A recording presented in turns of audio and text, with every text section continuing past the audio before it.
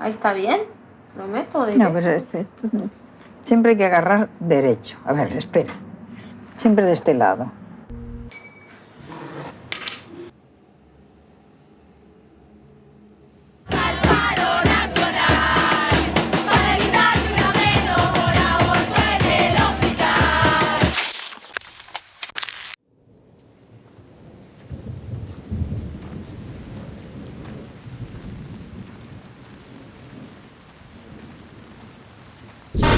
Caperucita Roja, por un lado es mi abuela, por el otro somos mi hermana y yo, que aparecemos en la película, pero también es sobre todo una metáfora en relación a las mujeres que deciden salirse de su camino.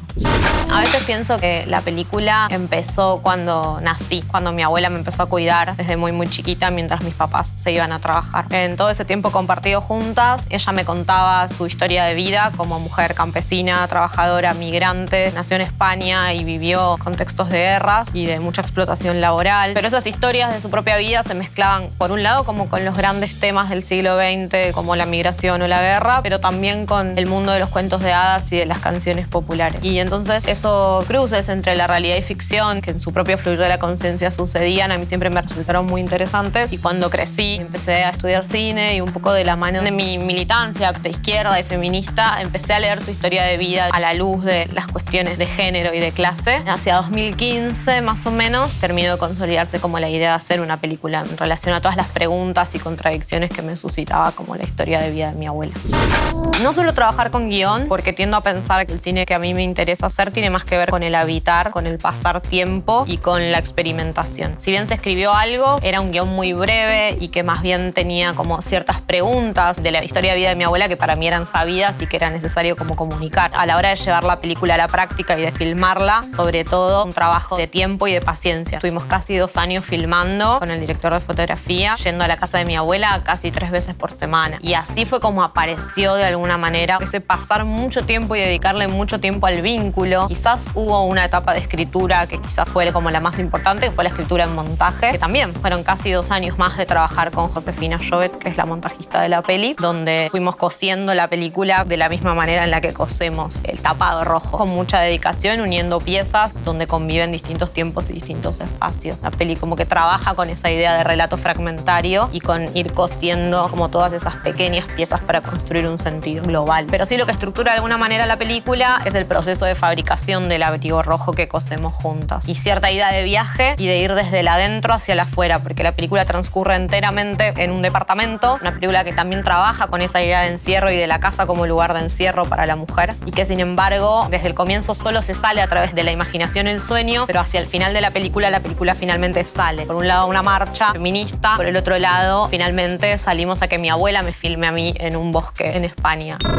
Es emocionante, por el otro lado aborda con humor cosas que son muy duras porque son historias de opresión y de resistencia. Creo que esa ambivalencia genera una empatía como bastante grande en quienes ven la película y sin dudas me interesa que cada uno pueda situar más allá de esta historia en particular, que nos lleve a pensar nuestras propias historias de tradición y generacionales, seguidas en esa clave. Todos podemos leer nuestras historias de vida en relación a la escala histórica y política de casi un siglo en este caso, porque mi abuela nació a principios del siglo XX y es una película que habla también del hoy. Hay algo de esa curva y de entendernos parte de una sociedad y de una historia en constante transformación. Me interesa que suceda.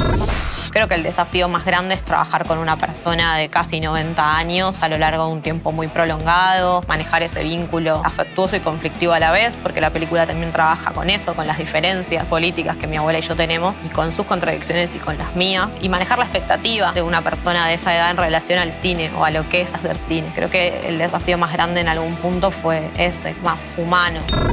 Yo ya venía trabajando desde mi corto anterior, La Internacional, con la familia, y de hecho seguí trabajando con mi familia o partiendo de mi familia como puntapié en la película siguiente que hice, que fue Río Turbio. Tengo la suerte o quizás el privilegio de tener una familia que me acompaña muchísimo, de tener una familia con un papá que también se dedica al cine, que es quien me lega todo el material de archivo que uso en las películas y que implica todo el registro de mi familia desde principios de los 90. Y una mamá que me acompañó siempre mucho y me enseñó como la importancia de contar historias y de escuchar las historias de otros. Y que tanto ellos como mi abuela, como mi hermana, como mi tía, como mi prima, que son todas las personas que forman parte de la película, que actúan o que son parte de diferentes formas de la película, se entregaron absolutamente al juego colectivo.